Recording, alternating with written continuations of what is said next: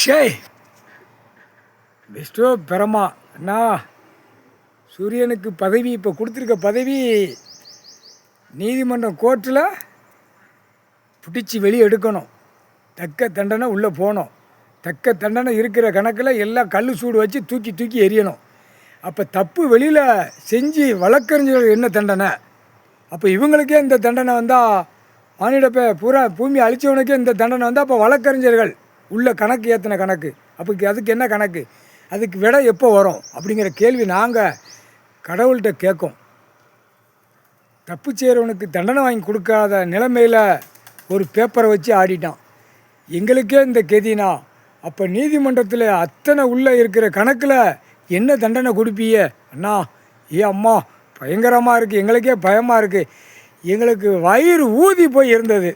சூரியனுக்கு இன்றைக்கி பதவி கொடுத்த நாள் என்ன நாள்? சுதந்திர நாள். சுதந்திர நாள்னு கொடியை தூக்கி மானிடப்பே பூமி அழித்து வச்சுருக்கான்.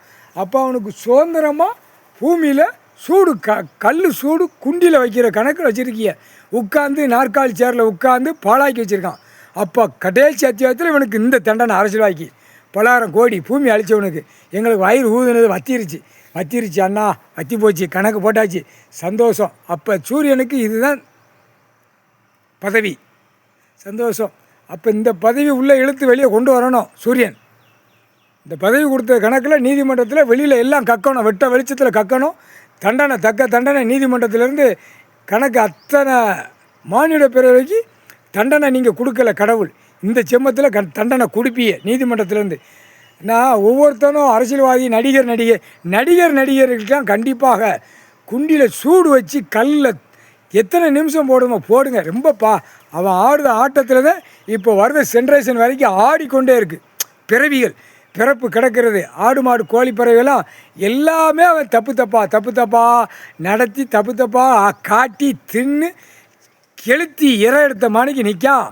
சென்னை மெட்ராஸில் நடிகர், டெல்லியிலேருந்து அப்படி தான் கிடக்கான். ஹிந்தி இங்கிலீஷ் உறுதி பேசுகிற நடிகர் பூரா கேரளா இலங்கை சுழன்னு அத்தனை நடிகர்களுக்கும் கல் சூடு, தோசைக்கல் சூடு வச்சு தூக்கி எறியணும். இராணுவ முப்படை வானரப்படை உங்கள் படைகளை உள்ளே வச்சு ஒதுக்கி இந்த அரசியல்வாதி செஞ்ச கூத்து பாவம். குடும்பங்கள்லாம் கண்ணீர் கூத்தலுமாக இருக்குது. பாவம், அவன் வாழ்க்கையில் ஒன்றுமே அழியா இருக்கலை. இப்போ நம்மளை பூரா பிரிச்சுட்டான். எல்லா அம்மனையும் பிரிச்சுட்டான், எல்லா சாமியும் பிரிச்சுட்டான். அதே மாதிரி வானரப்படைகளை பிரிச்சுட்டான். ஓம் நமச்சிவாயா மந்திரத்தை சொல்லி ஐயான்னு உயிராக கிடக்கிற ஓம் நமச்சிவாங்கிற மந்திரம், ஐயா எங்கள் அண்ணன் எழுத்து மந்திரம், அதை சொல்லி கிடக்கிறவன் ஐயான்னு பட்டினியும் பசியுமாக கிடக்கிறவனையும் பிரிச்சுட்டான். அப்போ இவனுக்கு தக்க தண்டனை, சூடு கொடுக்குற தண்டனை 2 தரப்பும் பார்ப்பான். ஐயா பக்தங்கள், எங்கள் அண்ணன் பக்தங்கள் பார்ப்பான் அரசியல்வாதியை.